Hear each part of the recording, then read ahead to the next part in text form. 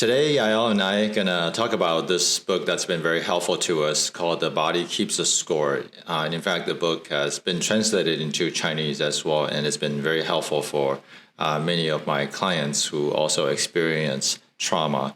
And so we're going to begin a little bit with why this book has such a significant impact in our lives. And it's not a very, very new book. It's pretty recent, but it's not the latest per se. But there's definitely a lot of very helpful information. So maybe Yao, you can share with a little bit what was it like when you first read the book or knew about this book? So this book for me, when I first read it, it was one of the first books I read about like mental health or more psychological issues. And what I remember from this book, it's honestly kind of heavy. When I read it, I remember I was like in high school and I was just starting to learn and understand more about my own depression and anxiety and different mental illness issues, and this book really goes in depth and talks about basically a lot of hurt and suffering and trauma. It has a lot of stories in there, and I enjoyed it because it was just such a plain like unavoidable acknowledgement of all of these different issues and challenges. And then it also gives this entire perspective about what's going on in the brain and the different areas of the brain and I guess what's happening physiologically when somebody experiences trauma, and then afterwards, like what the after effects are and the lingering impact of trauma and how this really stays with us. And so this was really helpful in seeing that there's really like a physical thing in the brain that's happening when somebody's experiencing hurt and pain and suffering, and that there are a lot of reasons for our behaviors, these behaviors in our own lives that sometimes we don't understand. And I think that like a lot of times with mental illness or just in life with suffering, there's a lot of things that we do that we don't want to be doing or that we don't totally understand. Mm-hmm. And this book kind of clarified a lot of that and showed that, there are some reasons for these things that we do or these automatic reactions that we have. So. Yeah, when we learned about this book, I think it was introduced to us by our therapist at that time. It was very healing in the sense that if you feel like somebody understand what's going on. Mm-hmm. Yeah, so you read the stories, you read the explanations, the science behind it. It just made a lot of sense. And so the book talks about what is trauma and trauma's impact on the brain, even the structure of the brain, and it impacts our hormones and physiology and health, even metabolism in the sense that now that we know more about it. And what is also I found it very helpful is that it provides a lot of solutions, the healing modalities that are included, which we end up practicing many of them in our own lives, like for your own recovery, as well as now using it with many of the clients that I'm training, whether with health coaching or with neurofeedback. Yeah, so. I think, how old were you when you said you were in high school, right? So it's quite a few years already. Yeah. I think it was like my junior year of high school when I was reading this. Yeah. So today we'll dive into this a little bit, and I think this book does a really good job explaining what trauma is. And I don't know, maybe you can share a little bit, just like what do you think of, or what was your prior your perception of what trauma is like, and how this book really helped maybe help you unpack some of those understanding that maybe not wasn't so accurate. Yeah, so before reading this book, I think that when I heard trauma, I was just associated with like PTSD. And then so that seemed super, super serious and super, super, I don't know, scary and big. And it kind of is. But this, I think that like trauma to most people when they hear it, it does sound like a whole big thing that people don't want to touch. People don't want to get into it. It sounds messy. It sounds big, and I think it mostly is associated with like PTSD or I guess what people would call like big T trauma versus like little T trauma. So like big T trauma would be more like these significant events, and often they're life-threatening events, and that leave people like traumatized after, and they'll often display like symptoms of PTSD. But yeah, this book, after reading this book, I think that I kind of opened the door to a different understanding or a more expanded view of trauma. And I guess you could describe it as the little T trauma, where this is more, I guess, like smaller things that happen along the way that build up, and maybe it's like a more of a chronic stress situation. But yeah, this book introduced kind of like that idea to me that these things don't necessarily have to be like a one and done serious event, but like a lot of us can be like experiencing traumatic things in our lives or experiencing the same effects. So yeah, I think for our family in particular, we didn't feel like we had trauma, right, before this understanding, because we felt like we were just living a normal, life, maybe in a different culture, and we're trying to cope with that. But that just, feels normal. It seems like a lot of people do it.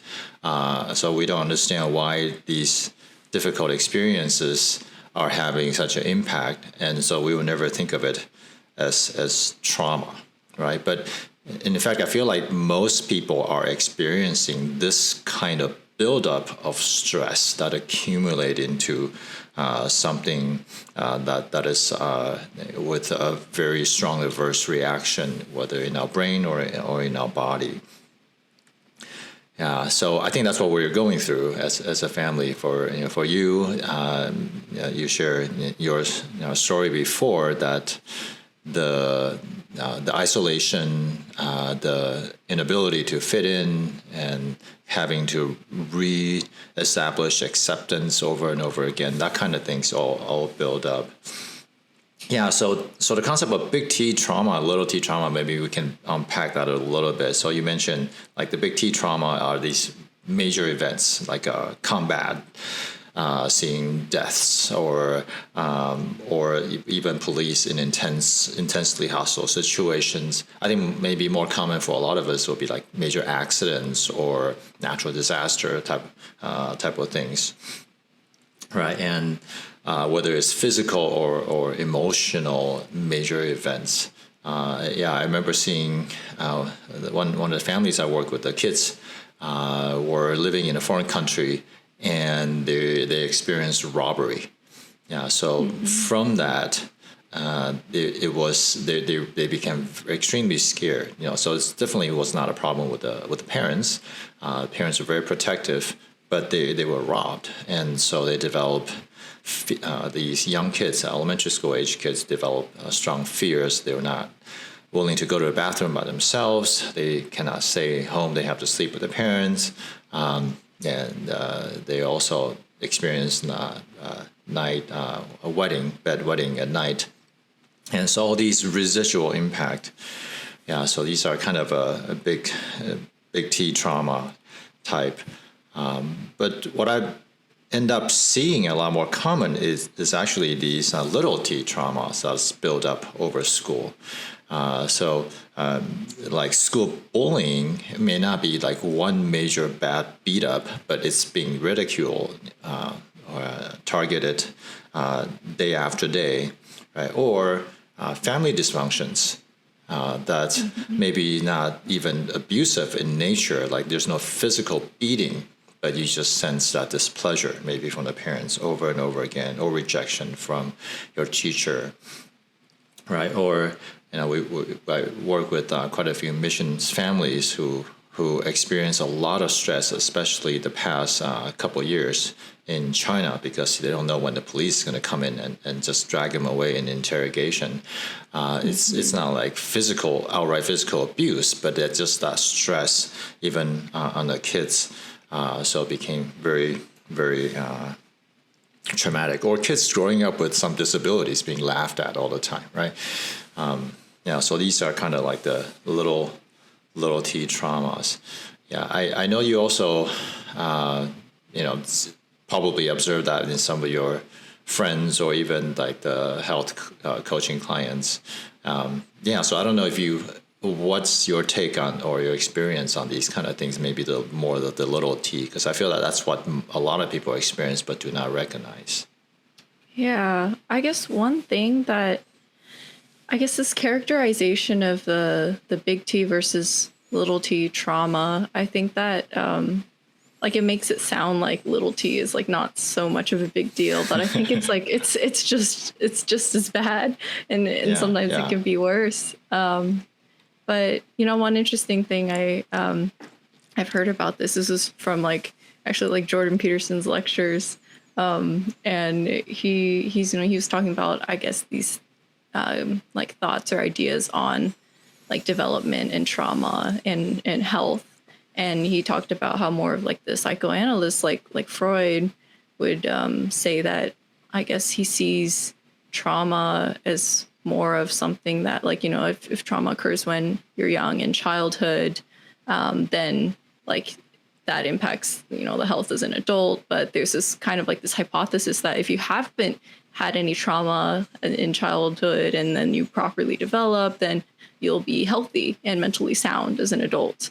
But there's more of this thought, a different thought in the existentialists or more philosophy, where they hold this position that intrinsically, I guess, there's a lot more pain and suffering, and that, I guess, psychopathology is more of a default, and it's just almost innate in human experience. And there's maybe not so much reason to look for these things externally. So it's not a single traumatic childhood event, but this is more just innate into the nature of life as something that is it's just difficult. And there's just a lot of struggle and pain and suffering in life. And so I think that outlook, or that perspective of life and I guess challenges mentally and psychologically, it makes more sense. And I think that also kind of reflects the something in the the big T and little T. And I think that that's more of the little T, the everyday struggles that the majority of people deal with. And it's just, I think it's just more difficult to recognize. And I think in my own experience, what I see is more of the little T. And I think one thing that I am seeing is that I think it's very difficult to recognize that in your own life, or to everybody's super reluctant to call it trauma. And I guess you could see why. Trauma sounds super serious, and trauma sounds like PTSD and these giant events. But I mean, whether you want to call it trauma or not, I think it's still suffering, and a lot of people are still not okay. A lot of people are chronically stressed. So many people have anxiety nowadays. And I think it is the buildup of all of these different environmental factors. And maybe it's not even people or things that are intentionally out to get you, but maybe it's just a combination of a lot of maybe environmental or lifestyle factors. Or relationships that get messy, or just maybe constant stress and social media, different things, different technologies that we have. I think it's really just a buildup of all these things.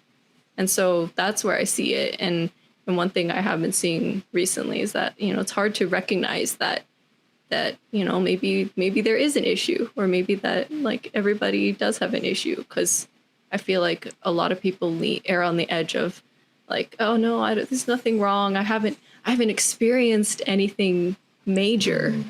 And so I shouldn't be feeling like this, or I shouldn't be anxious all the time. And I think it's hard, because then, if you feel like you shouldn't be anxious all the time, a lot of times when you still do feel anxious, you start to feel like, oh, there must be something wrong with me. And yeah, well, that's someplace I see it pretty commonly. Yeah, that's true. I think a lot of times we don't see it. We're not able to identify it. Like I was working with a man in his 60s, and he came in for depression. I mean, when he came in, it was almost non-functional, right? And then so kind of use your neurofeedback to re-regulate his brain, so he's at least able to process what's happening. And at first, he just thought it was a recent thing. Maybe he was anxious about his mom's health, and that's why he felt overburdened. He fell into that. But then, digging deeper, the ultimate root is his growing up experience.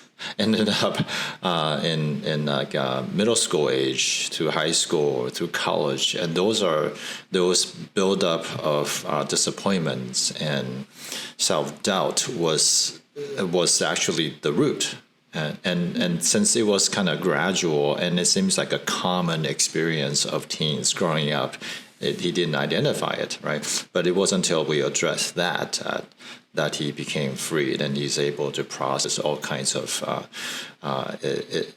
recent challenges. He became more resilient as a result. Yeah. And I think it's important for people to also see that these kind of quote unquote just experiences or emotions that you feel, even thoughts, they are in fact shaping our brain structure. It's not just some sort of abstract idea. They have physiological manifestations, and that's, I think, where we find Dr. Amon's work with the brain scans. I found that very helpful when I am able to communicate somehow with people that, hey, there are brain structure changes. Of course, some of it we know that if you experience TBI, traumatic brain injury, like I had a really bad accident, broke my shoulder and all that, because I was going way too fast down the mountain when the car came out. Just kind of not only broke my shoulder, but I felt the impact on my brain. I mean, my helmet was total, and I had word finding difficulties for a little bit. Of course, I use every single brain repair method I knew at that time, doing a lot of neurofeedback to repair very quickly. But if you didn't know how to do it, or you have no access to these things, you end up with TBI. Then you have, like this graph shows, you have diminished brain activity and on the inside, and then there's the pictures on the top are surface activities, right? You see holes. But then that's not just with physical damage. So you have the classic PTSD, which is, and when it says PTSD, it's not necessarily these one major event. They actually can be the result of multiple, quote unquote, small T trauma events. You see that their brain activity, their brain function is also different. So these experiences or even thoughts that we replay over and over again in our heads literally shape the structure of our brains, right? I know that when you got your brain scan, it was quite a revelation. Mm-hmm. Right? Yeah. I mean, it was really helpful to see something like a tangible representation of what I was feeling, because I did feel crazy. I did feel like, I felt like I was going insane. I didn't know why I was doing all these things. I had good intentions, but poor outcomes, poor behaviors, and I didn't want to be doing those things. But I just felt terrible. But yeah, this was good to see that there's something else is going on. Yeah, so I hope that just with our sharing today, whatever you are experiencing, if you're listening to this, you don't need to dismiss the feelings that you're having just because it seems like your experience, your situation, your context is not, quote unquote, not as bad as other people's, right? Because it is still real to you, and it's still impacting your brain, impacting your physiology, and your soul is, your spirit has been being impacted,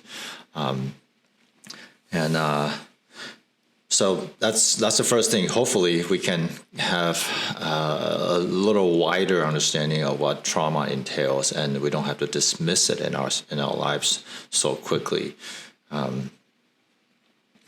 So then the book also went on and talked about how does this kind of experience, this kind of trauma, impact us physiologically in our body and in our mind as well. So maybe we'll dive into that a little bit because I find that very, very helpful as well.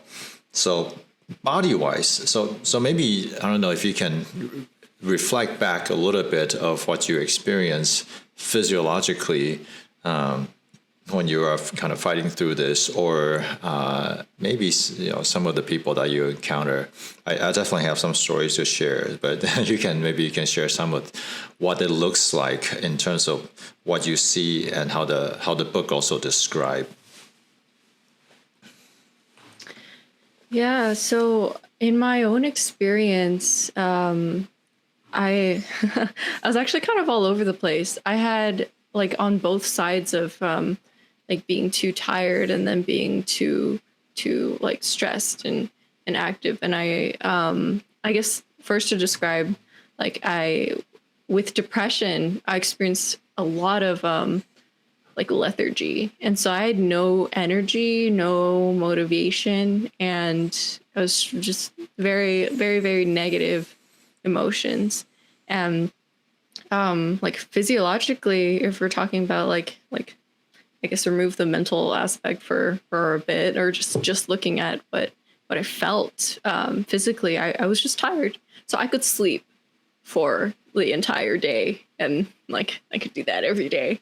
And I was like that for so long. I almost didn't realize that that's not normal. Like now I physically can't sleep that long. I sleep a certain amount of time and then I'm just awake. I can't sleep any longer. But when I was really depressed, I could sleep for hours. I could sleep for like half of the day and then longer, or like could wake up super late and then maybe just be awake for 6 hours or even less and then sleep longer.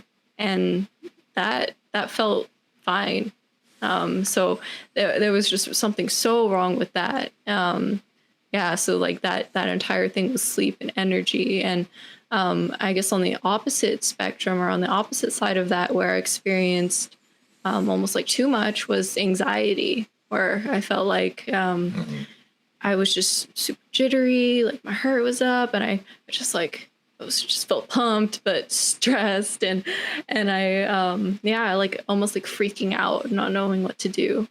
And so I remember both sides of that. And then I also experienced for a period of time like these terrible, I don't even know what to call them, but we called them like mood swings. And they would happen like not in like long periods of time. And it wasn't bipolar. I remember talking to some of my psychiatrists about that, talking about bipolar, but it wasn't quite bipolar because it happened so quickly. It was just 1 minute I could feel fine or great or pretty pretty energetic, pretty excited about things, almost like some positive emotion. And then the next second I would just crash and I would be tired and very negative. So these things came hand in hand, like these positive and negative emotions actually like correlated with my energy state, my physical energy state. And so that was kind of interesting. But I would have these mood swings, we would call them, and they could change like within the second, like, or within the minute, like by second. And it was kind of scary because I just felt completely out of control, because it would just, my mood or how I felt about something, like my opinions, everything would shift so quickly. And so that's where I saw that in my own life, that kind of like dysregulation to like both sides of the spectrum. Yeah, and in fact, that makes a lot of sense, right? Because our body is always looking for a state of balance, right? Homeostasis, whether it's our blood sugar, that's why our insulin is needs to act right away, so that there's not too much glucose in our bloodstreams, but it also cannot be too low, so our liver need to release, because there's an optimal range. Functional range, and that's true not just that, but for our hormones, they are supposed to. Some are supposed to be active, and in certain circumstances and so forth. So our body has that kind of automatic system that is constantly monitoring everything, adjusting. But somehow, in a state of stress or trauma, whether it's what you are experiencing at the moment or just your mental playback of these trauma, it triggers all these activities internally, because our brain seems to not able to recognize it. Hey, is this something that's happening right now? Or, because even the replay of memory, it feels like it's happening now. So your body is responding, right? I remember I recently did the Spartan, right, a few weeks ago. And my normal resting heart rate, if I'm just sitting there, is like in the 60s, right? And if I'm just standing waiting, it should be maybe in the 70s.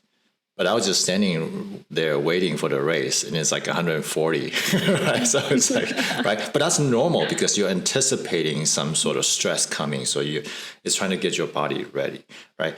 But it seems like a person in trauma, like your case, your heart rate could be racing for no reason, and you are not anticipating something big. But in fact, maybe it is. Your brain is actually anticipating something stressful, something bad happening, right?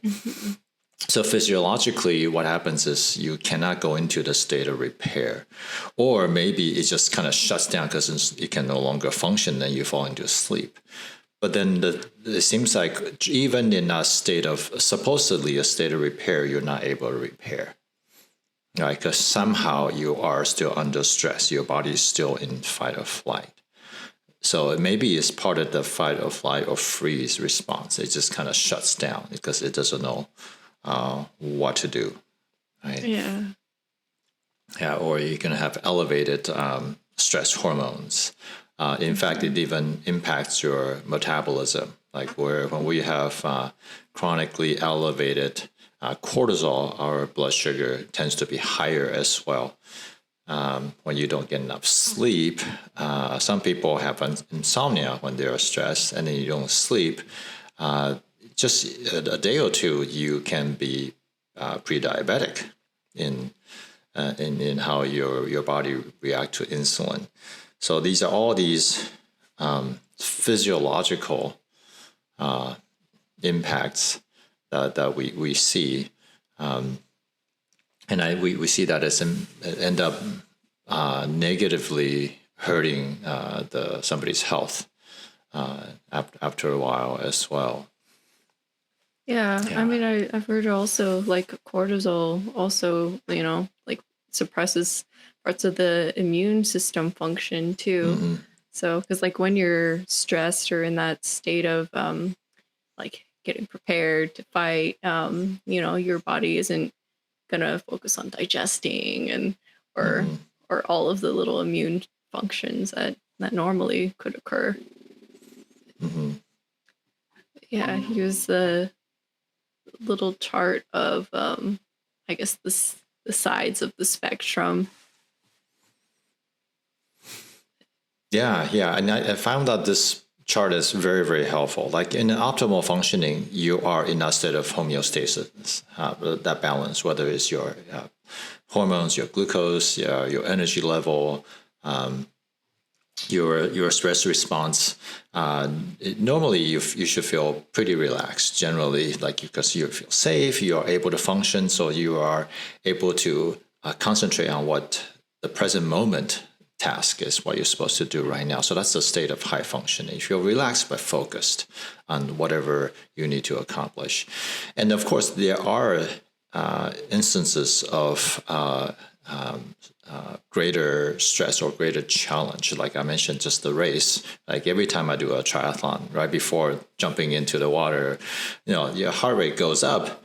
But that's in preparation for some stress that is anticipated, that is real, that is coming up. Or maybe you have to give a speech, you have a test coming up. Yeah, so you are a little bit more aroused than normal. And so because your body is shifting you into that emergency mode. But that's okay because you need that boost of energy, and your body automatically shut down some of the repair, the reproductive, the digestion, the healing, and maybe the anabolic responses of your muscle, rebuilding muscles, so forth. These building and repair functions get shut down for a little bit, right? So you can put all your energy into fighting this emergency.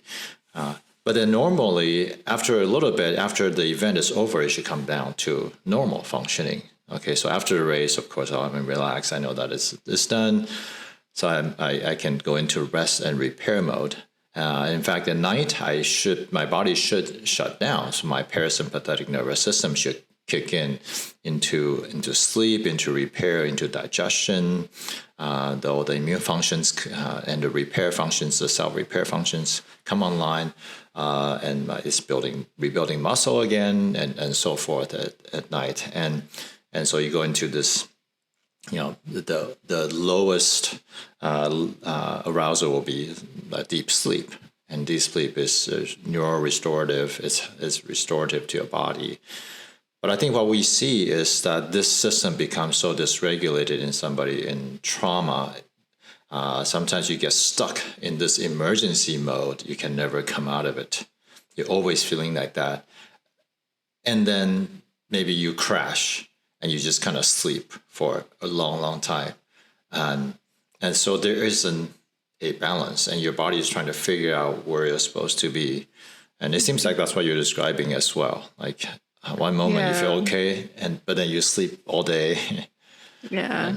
I guess just not being able to find a good balance between those two, and that's just my body struggling to figure out like what to do. Yeah. So that's definitely what I see a lot as well. People, because of their experience, their traumatic response, they are stuck. Sometimes they're stuck in both, like their emergency mode, because their brain keeps replaying all the dangers, and your body keeps anticipating the danger, but then not draining so much energy. You have absolutely no energy to do anything. Yeah, it's very, people who haven't experienced it, is really hard for them to understand. And it's like, it doesn't make sense. You're not doing anything, right? Why are you tired? I don't get it. Yeah.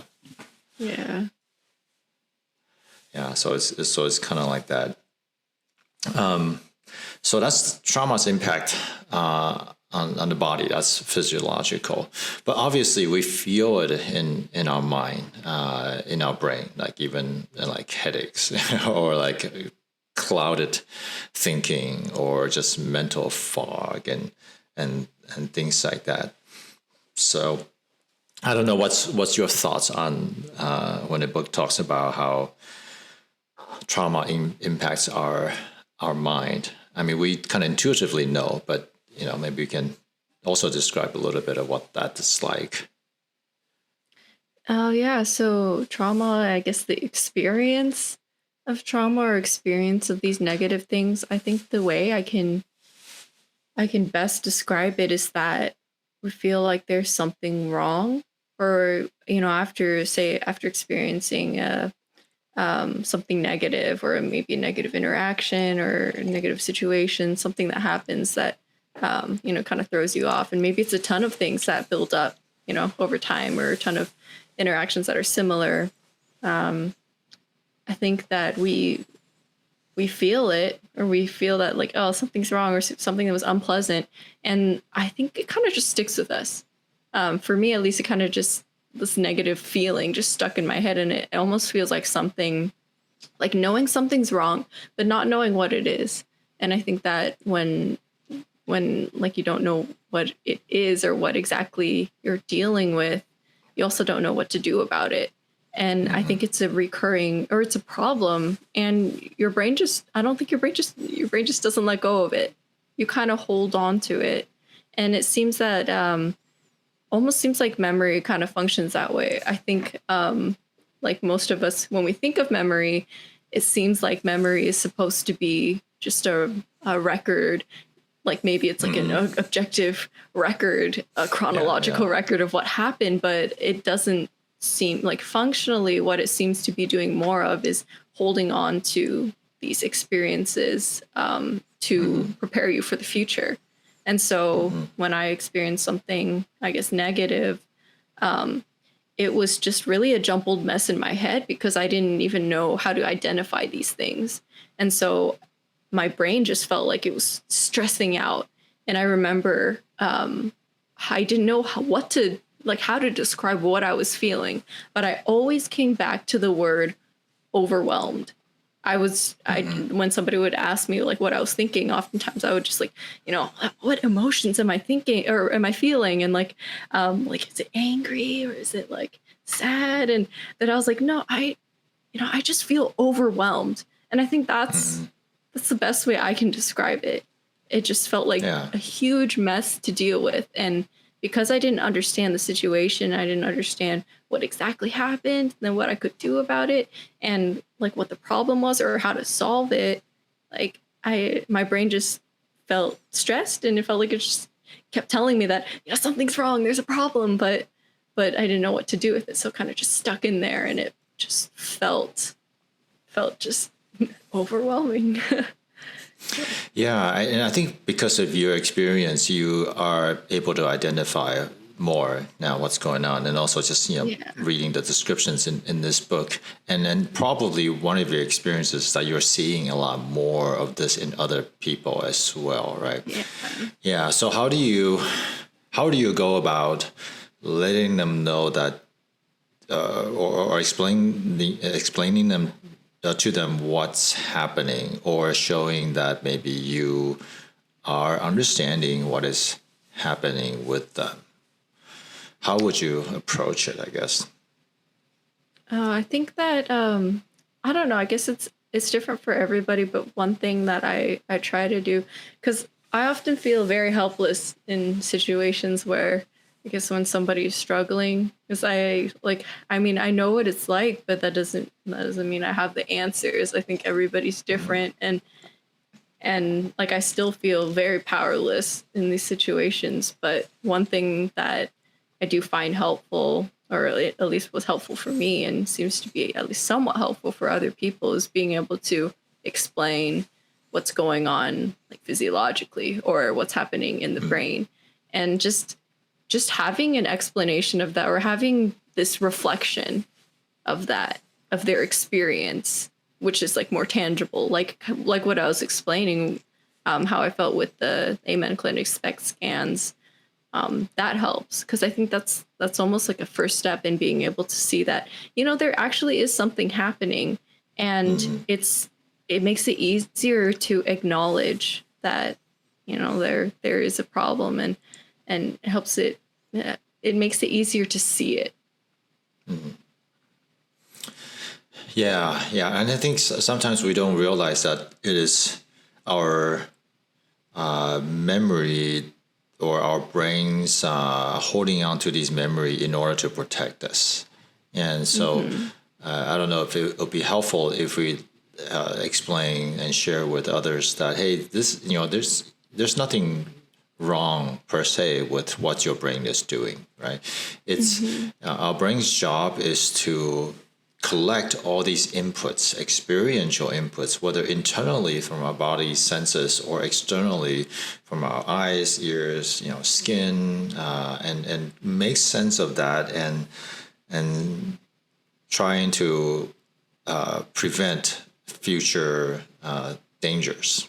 Right, so it has that capacity to hold on to these things, especially these strong emotions and experiences. So every time you sense or encounter something similar, because it's checking against this database, right? And sometimes maybe even keep replaying it. And so it's, you kind of experience something, it checks it, and then it discovers something similar, and then replaying it.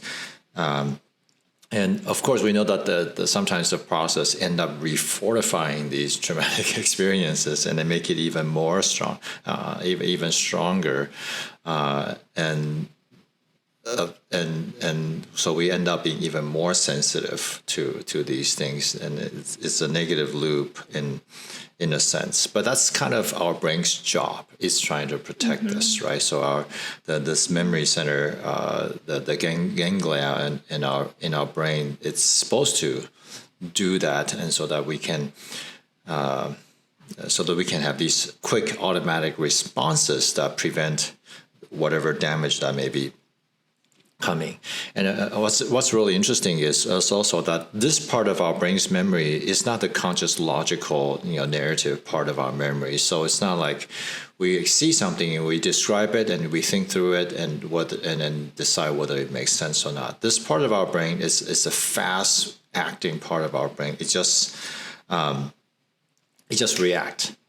But then the problem is that it doesn't really know if, let's say, if you just replaying the memory, it doesn't really know if this thing that it's sensing is happening now or is something that happens 10 years ago.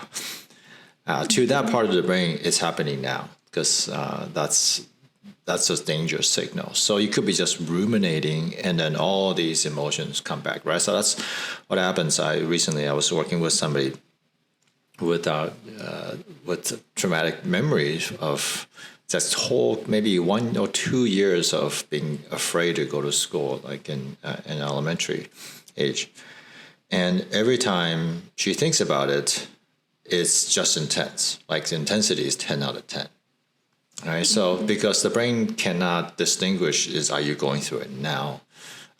Or is it you're just thinking back? But then the physiological memory comes back, and it's replaying in our mind, right? So it's kind of frozen in time in that sense. So maybe, sometimes I find that if I just let them know that hey, that's what your brain is doing, and there's something wrong with you, your brain just want to protect you, and that's start integrating that memory to who you are now. Maybe it won't bother you so much. Yeah, because it's supposed to give you some emotional signal saying, hey, pay attention. But it doesn't need to be that strong, right? So we got to tone it down a little bit. Yeah. Yeah. I think. Yeah, I think that's a really good point, because, like, I guess just sharing that that's what our brain is doing, like protecting us. Our brain is keeping those like dangers in mind to make sure we don't get hurt in the future. And yeah, like the brain or memory doesn't really like distinguish between like what happened like way in the past or where you are now. Like it feels all the same.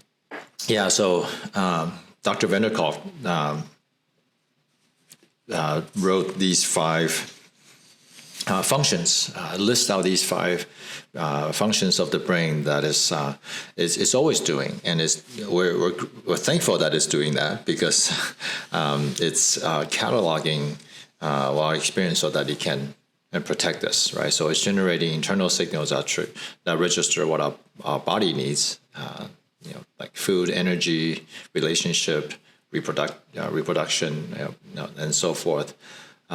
Very basic, all right? And then create a map of the world to point us where to go to satisfy these needs, where to get food, where to find safety, where to find mate, and so forth. And then generate the necessary energy and action to get us there. But the point 4 is usually where we get into trouble, because it's also picking up danger signals, right? And sometimes they are much stronger than anything else. And then so we are adjusting our actions based on whatever dangers we sense. And the funny thing is that nowadays, in modern world, we are experiencing a lot less physical danger, but a lot more this kind of emotional, relational stress. But to our brain, these emotional, relational strengths feel stress feel just as real as these physiological dangers. So our bodies still react the same way. So we end up getting stuck there.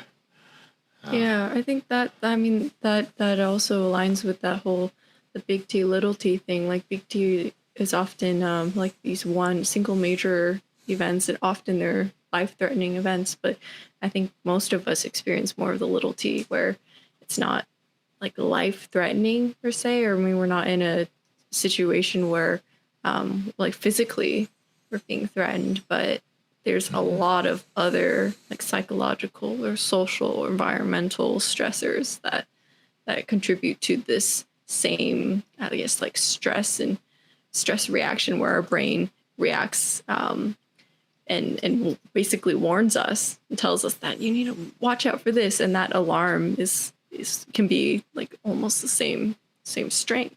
Yeah, and that seems to be the type of experience that I'm seeing a lot more with the clients that are coming for neurofeedback, and oftentimes it's because of these social disconnect. You know, this scary school environment or scary mission field, and they are being threatened over and over again, not in necessarily in physical danger, but it feels like they are they feel like their life is being threatened.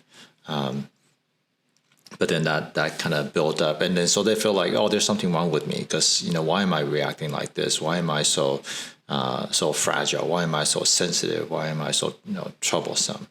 I remember this young woman. In fact, I also discovered that she has some reading challenges, and it's not because she's not smart. It's just it's her brain's decoding difficulty with pictures and lines associated with light. I suspect she has Erlen syndrome, but she didn't know. She just thought that she was bad, and she hated school, and school felt like a dangerous place, and so. But she knows it's not, but it doesn't jive in her head. So so she would go to school and just have these uncontrollable shaking. And it's like a danger response, right? It's like the animals after they're being chased and attacked, they shake to shake off things. But she couldn't help herself, right? So, but I think I'm trying to let her know that it's just literally just your brain trying to protect you. Yeah. So I don't know whether you are knowing these kind of things, whether you're identifying more of these, maybe even like the people around you, because I think it seems like a lot more young people, young people your age, is experiencing more of this, but not realizing that this is in fact stressful.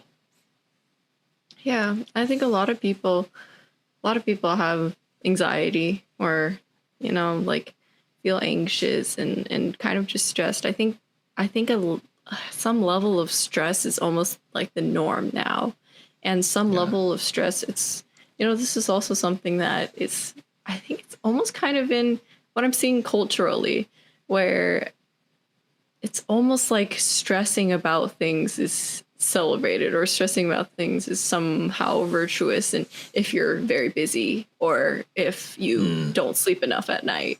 And it's just little things like that where it's like, if you, I don't know, maybe it's like if you're pushing hard, or like I think there's almost some kind of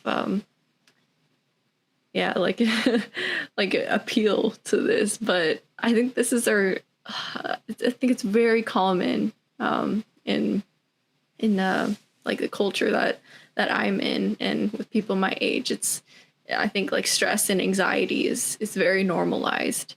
And I think that it is helpful that people are talking about mental illness a lot more, talking about anxiety and depression. But yeah, I think that it's definitely not good. A lot of people are anxious, A lot of people are depressed, and I think that, yeah, like there still is that huge, I think it's a huge problem that people like don't think that they should be feeling this way, but they are feeling like even for something that seems minor, like being lonely, like loneliness in today's world, like a lot of people feel disconnected from other people, even though we have social media. And I think that was like, I think that was one of the major things that contributed to my depression, is just isolation. And, you know, maybe it's not just isolation, you know, maybe that does have a much larger impact on us than we realize, and or that we want it to have. I think we think that, you know, we should be fine, or we should be, you know, we have friends, or we can find friends, or we have social media, or we should feel like we have enough. But I think that's one major thing I see, that people are saying that, or people think that, oh no, I should be okay, or I should, you know, I should feel like I have enough, or I am kind of surrounded by people, but I still don't feel like I'm really connecting. Maybe it's an issue like that, and people just don't know what to do, because they don't feel okay, but then they feel like they should feel okay. And I think that it's, you know, with the lockdown, I think it has gotten a lot worse. But I think that a huge part is like a huge first step is being able to recognize that, like, no matter how small these experiences you're having are, like, no matter how small they seem, like in your head, how, like, what you think you should feel about these things, I think it's really important to recognize your actual experience. And I think that, like, in this book, he does talk about like connecting those two sides of it, the emotional and like your narrative picture of it, or like the mental part of it, like the emotional, mental, being able to like understand that these emotions that you're feeling, this negative emotion that you're feeling, there's a reason for it. And the answer is not to just say that, oh, I shouldn't be feeling like this, so I'll shrug it away, or just to push it down. Because I think all of these instances where we feel a negative emotion, especially if it keeps coming back up, it's a sign that our body or our brain is telling us that, oh, there's something wrong here. And so it's totally okay to feel like this. And I think it's so important to think about it, and to actually be able to see it and confront it, accept it for what it is, and then to be able to dig deeper into what could be going on.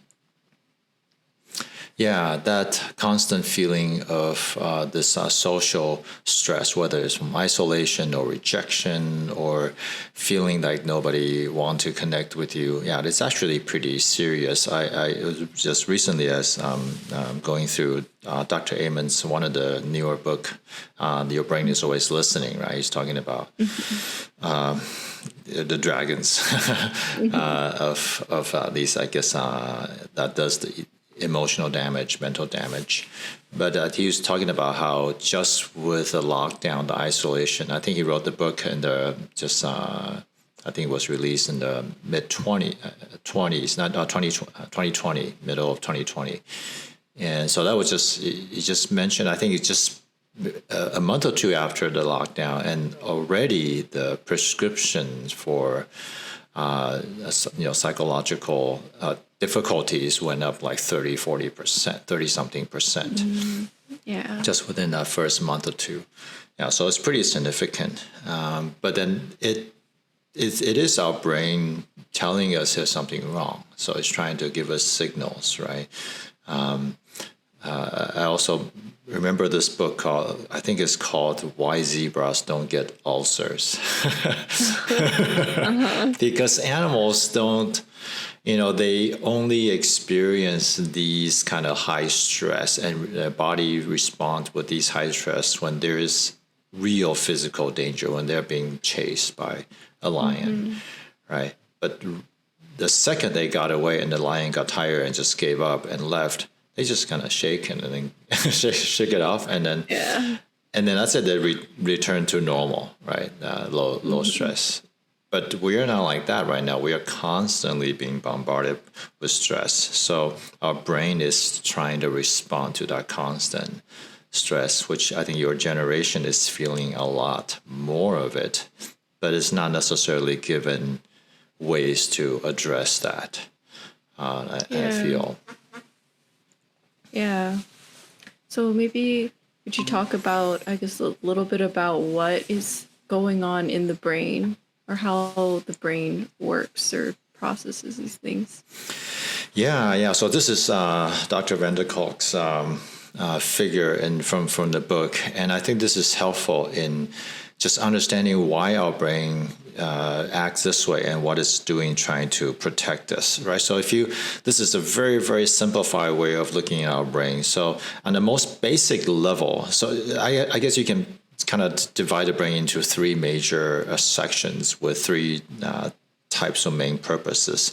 The most basic part of our brain is what some people call the reptilian brain, the brain stem and the base of the brain. So it includes the hypothalamus, brain stem, and this just keeps us alive. I mean, it's the main function is make sure that we are all these automatic functions are working in proper order, meaning your breathing, your heartbeat, whether your body's homeostasis in terms of hormones and regulations of various chemicals, sleep, hunger, it's internal physiological sensations. All these things are just very basic, just being able to stay alive, right? Even they call it the reptilian brain because just even lizards, have these. And it's the funny thing about many of these lizards, when they see fly, they just kind of stick out their tongue and eat. That's not even like a conscious thing. There's no planning involved. They just react. they just do it, right? And but this is important because if you have to think about how your heart beats every second of your waking time, basically you will not be able to function at all, right? Or like you have to think, how do I breathe? Or how do I regulate my body temperature? That's not possible, right? So this is a very fundamental part of our brain function. And then a newer part of our brain, and in terms of, I guess, evolutionary biology, right? It's a limbic system, a limbic brain, or the mammalian brain. So meaning mammals in general also have this part. And this part is more what they call the emotional brain in a sense. It's still preconscious. It still has a lot of automatic functioning because it senses all these inputs and experiences and create memories where your new experiences can be compared with. And so where you are, how you are in relationship with others and with other creatures, other people, your surrounding. And so that's how you experience the world, right? So our memory center is also here. So but these are mainly still involved in survival. How do you stay safe, and what's a quick way to compare your experience from the past with your current situation, and where is earlier we talked about your brain is creating a map of the world and also find opportunities so you can get the things you need and avoid danger. So a lot of it is still in this part. And then last part, the newest part, most advanced part, and for which the human has the greatest volume in terms of all the animals, is the cortex, the neocortex. And so for human beings, this takes up a huge part of our brain as well. It's about 30%. And other mammals are less. So I always like to joke with mom saying the cat only has, I think, like 8% of their brain in their cortex, but dogs have 12. So dogs are more advanced. like human beings have 30%, right? But this is the part where we feel like we have some charge because we have thinking, logic, we can plan things out, we can understand, we can create, we can think ahead, we can make decisions that are analytical and. But this is also a huge part of our brain where we stop ourselves from doing the things that are hurting us. So it's the braking system, so to speak, or inhibitory functions of our brain. But oftentimes what I'm finding is that it's really not this part that a lot of people struggle with. Because if you talk to people that are maybe depressed or anxious or having very difficult relationship with others, they all know how to think properly. They all know that they can analyze the situation and say, hey, I really don't think this person has bad intentions, or things like that. They have rational thinking, but regardless, they still feel unsafe, right? So they still feel danger. They still feel extremely anxious. In some people that are maybe have social anxiety or performance anxiety, they know that they are fully competent, but in that context, they still feel the paralysis from anxiety and from stress, right? So it's not the prefrontal cortex, or it's not even the cortex functions that are malfunctioning. It's the alarm systems of the brain that is kicking in. Yeah, so I think explanations like this sometimes can be helpful, and I think if we realize that the brain, the automatic functions of our brain, the lower parts, the limbic system and the brainstem is really trying to protect us, and this is the fast-acting part of our brain. There's a book called Thinking Fast and Slow, I think. It talks about this really, really well in detail. But basically, all our sensations and whether internal or external, they always come through our brainstem first, and then so go through these pre-conscious part of our brains. And this is the smoke detector, the alarm system of our brain, because it's always scanning our surrounding the context and to protect us. But this is the fast acting. It hits there first, and this part of the brain is amazing because it can multitask. It can categorize, memorize, and compare, and even think about, process what strategy to deal with it all at the same time. So this is actually an extremely amazing part of our brain. Sometimes we want to think about ideas, creative ideas. We actually should just give this part of our brain, this processing. Like sometimes you think, oh, I want to write a paper, or I need to create a project, and if you keep thinking about it, actually you get this brain lock, right? You cannot think of anything. But if you just say, I'm going to take some time off, I'm going to do something else, this part of our brain continue to work on that problem while it's doing all this protecting functioning. Yeah. So this is a really efficient part of our brain. But these parts, the amygdala, the hippocampus, the thalamus, these parts are working all the time to detect danger. But what happens is sometimes this part becomes way oversensitive. So it keeps kind of hijacking your prefrontal cortex functions. And so you could not use your rational, logical mind to decipher whether this situation is real, it's in fact life-threatening, or is it in fact dangerous or not. Right, so your thalamus take in all these external sensory inputs, and your hippocampus is the memory center, and it compares all these inputs that are coming in, and your amygdala is the alarm system to tell you whether this is dangerous or not. But it doesn't always necessarily get the information doesn't always get passed to your prefrontal cortex, your conscious part of our brain try to decipher, right? So, or even when you can decipher it, the bottom part of the brain is acting so strongly, it's trying to hijack, it's overtaking it, it won't let you believe it. Sometimes you can feel like there's two parts of you kind of fighting, right? So a lot of times if we try to control using our mind, our emotion, you find it extremely hard, right? It's like, I can't do it. I can rationally understand, but it just doesn't work. And I think that's what a lot of people are experiencing.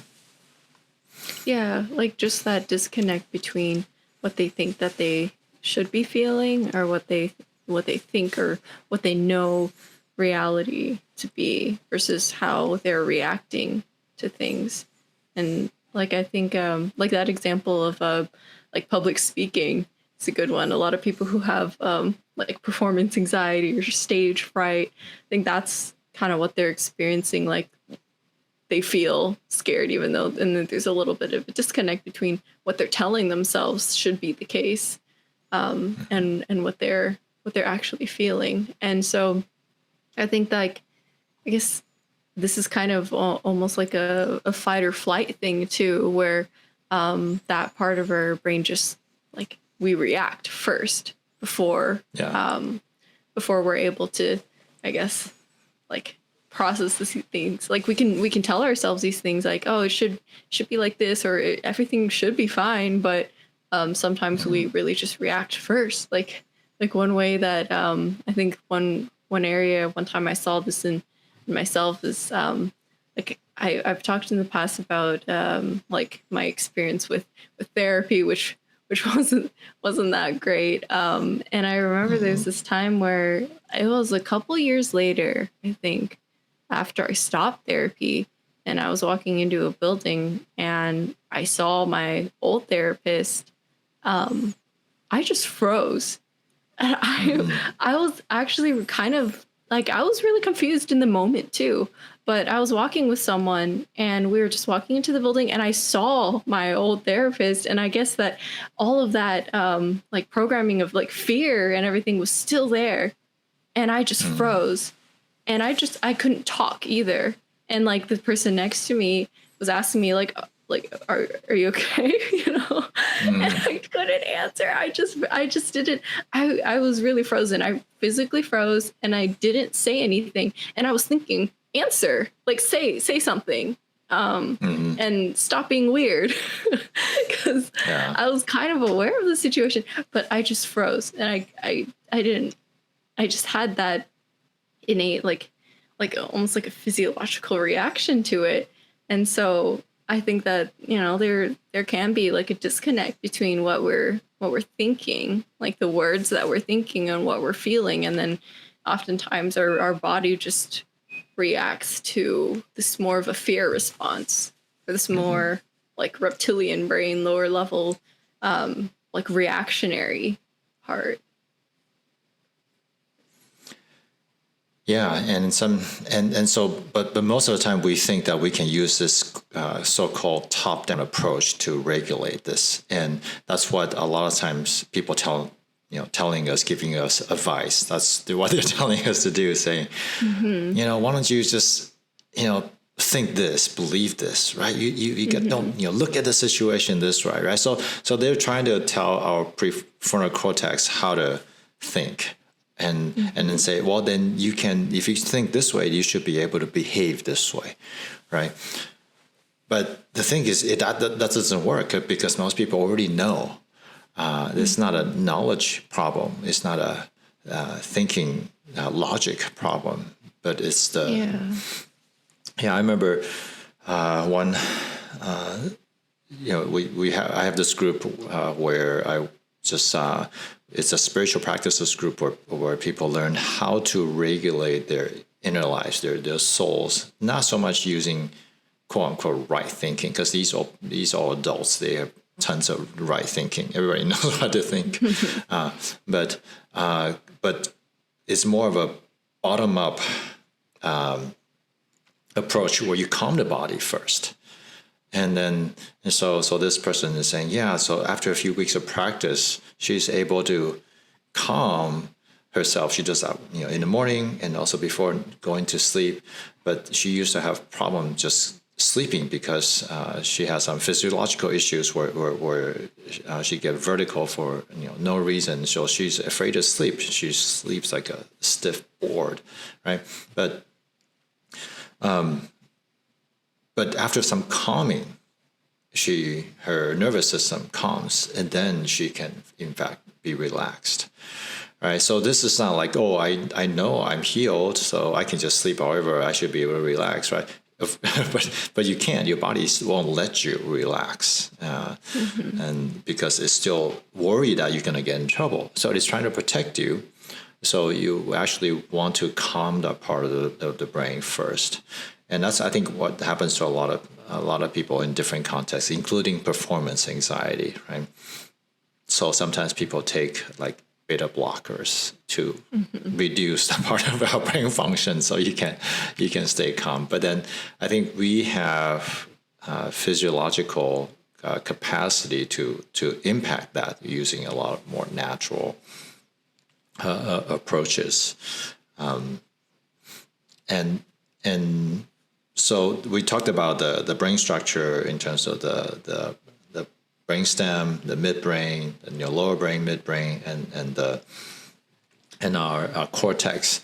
But that is also tied into what we mentioned earlier, your nervous system, right? Because when we are in that activated mode,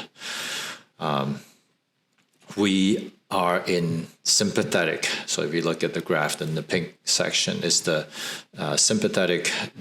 Some people call it the accelerator or the gas pedal part of our nervous system. So when our brain detects that there are some events we need to address, then that kicks in, and that gives all your physiological functions a boost. And these signals are oftentimes generated through our hormones, stress hormones, right? So our eyes become sharper, and our heart start to beat faster, and also our lung capacity increases, and also shuts down digestion because, hey, we don't need to digest anything. We're in life danger.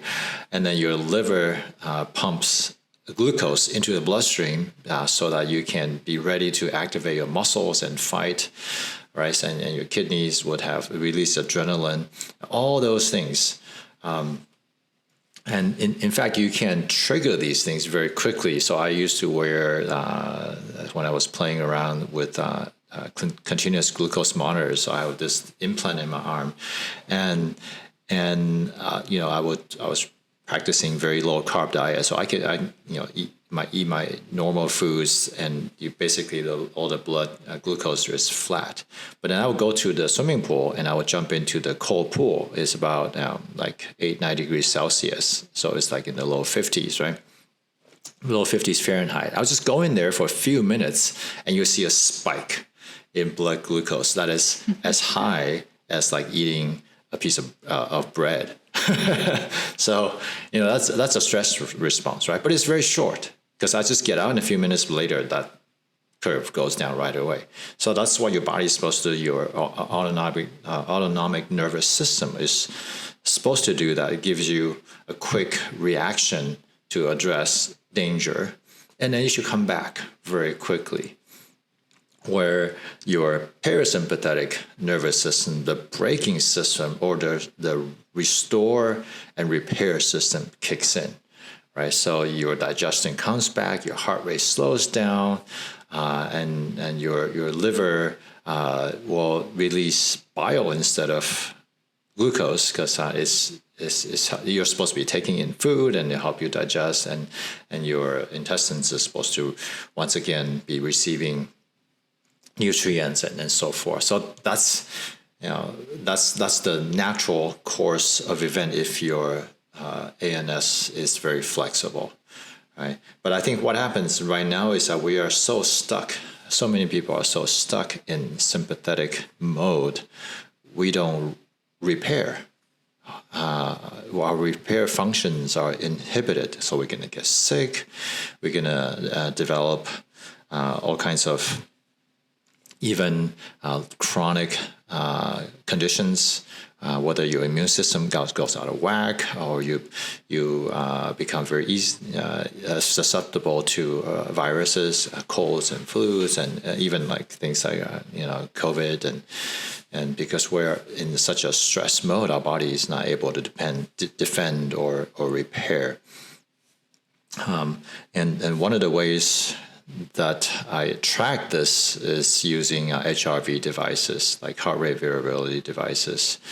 I know this is kind of advanced. I don't know if we'll talk about it today, but yeah, I wear this thing called the Aura Ring, right? So if you look at the inside, it's this like digitized electronic ring, right? I have to charge it once in a while, but it gives me a picture of my nervous system, whether it's very flexible, whether it's in good condition. I also been wearing this device called Fora O2. I tape it up because there's a blue light, and I don't want it to interfere with my sleep at night. But yeah, so I just wear it on my finger, so it takes my pulse and also HRV throughout the night. As well as blood oxygen levels, because a lot of people, when they sleep, they don't breathe properly, so their oxygen levels take a dip, and that is also it can be pretty harmful as well. But these will tell me how my sympathetic nervous system is doing. Recently, a man started doing neurofeedback also because it's just a recent stress event. He became so anxious, and every day in the afternoon he would just start. His heart rate will go up, and he would get these tension headaches. And he would become kind of jittery, and it's for weeks he could not calm down. And he did neurofeedback with me to address some other issue before, so he thought, hey, maybe this can help again. So he came back. So he's doing like it's just like a boost 10 session, and so we're 3 sessions in, he's already calming down, even just the first session. So it's clearly a nervous system thing, right? He knows he doesn't need to be anxious. Whatever he was addressing is already addressed, but his nervous system would not calm down. He's still stuck in the fight or flight mode. Yeah. So I think brain structure and nervous system quite crucial. Yeah. Yeah, and I guess to talk a little bit more, like even just about this, like the sympathetic fight or flight or the parasympathetic rest and digest. I think that that's the sympathetic, the fight or flight is where we see a lot of people stuck in now, like you were describing with that guy. And like that's where we see a lot of people with anxiety, where people are just anxious all the time or stressed all the time, and it's like they're wired, and maybe they start their day and then at night they can't calm down. So that's someplace I see that a lot too. But yeah, like that's the part like associated more with the anxiety.